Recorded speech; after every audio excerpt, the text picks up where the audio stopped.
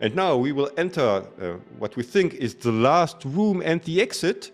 And again, we have 2 links for each of our participants. Please do not start until I give you the sign. Annie, I can see your screen, remember? And when we click on our screens, we can see a lot of kitty cats. Yoo-hoo! And now we have 2 tasks. You can just start, Daniel and Annie, and I will just make the voiceover. We have 2 tasks, one for each of you. At the top floor, we have Annie, who is looking for a cat named Whiskers. And Whiskers will be the door opener. And for Daniel, it will be a cat named Hello Kitty. It's a cat that is named Hello Kitty, and there's a cat that is named Whiskers for Annie. And as soon as they find it and put it on the doormat, as the instructions say, probably the door will open.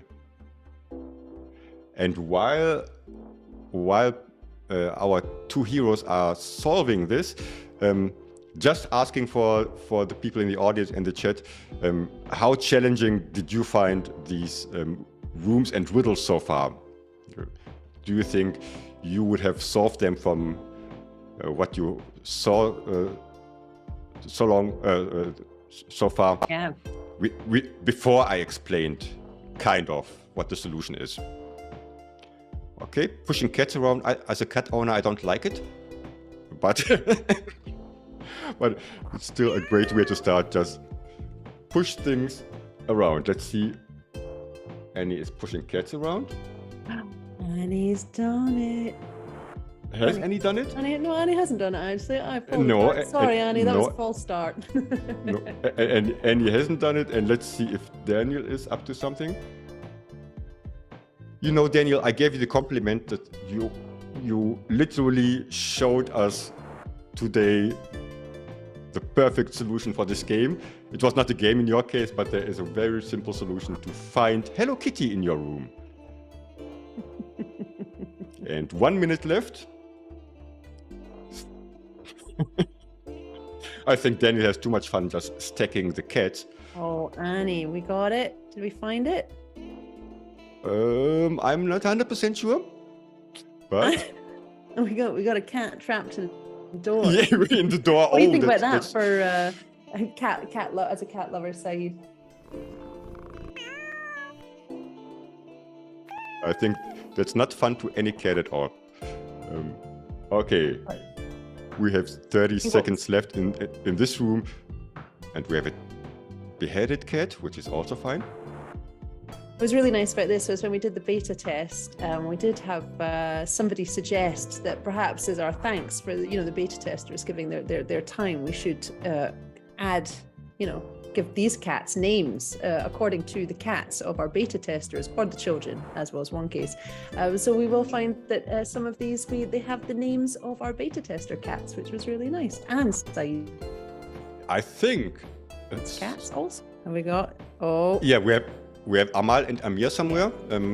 I think Daniel has the solution, and he got the right cat. And yeah, pushing around things wasn't the solution for this one, but maybe if you play the other rooms, one can think, yeah, I move things around, and it could help. In this case, the lesson in learning is you can name every image you add to a Miro board. When you add it, it has a name, you can see it. When I click once on it, it shows the name. It's Houdini, and it's Heathcliff, and all other famous cats. But you can either click on all of them and look if you can find the right one, or you can use the magnifying glass at the top and just look for, look for Whiskers on Annie's floor. There he is, Whiskers PNG. Found him. There he is. And I will just move him to the door. And there he is. And what you can also do is, of course, you can rename them directly in Miro. So I can rename it to something different, that's how all my documents are named ASD.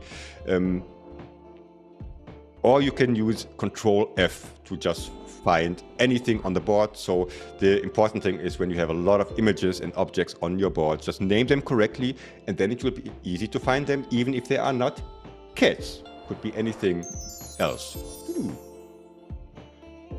Okay, door is locked again. Door is open. We are moving. This would normally maybe take like 90 minutes to be a really fun and enjoyable game, but we only have 50, so moving on. Yep. I will open the doors, of course.